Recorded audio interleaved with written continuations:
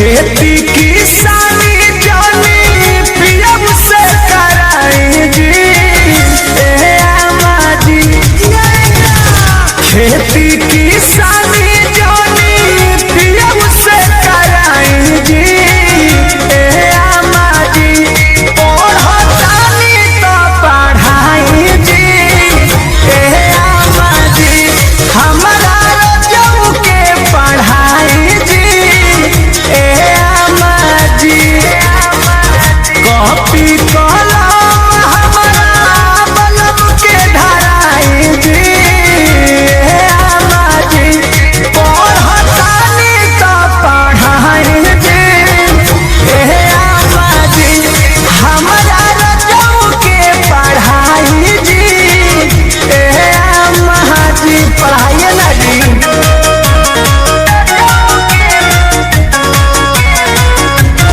Music by Arya Sharma.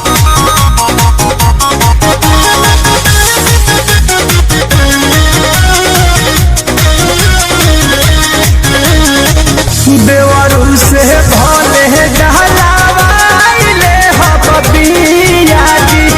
बाकी कवले जखरे जोई है हमार पिया जी ए अमर बात बुझी ना। देवरू से भले डहलावाइले हबिया जी। लेकिन कवले दिया कहरे जोई है हमार पिया जी। घटता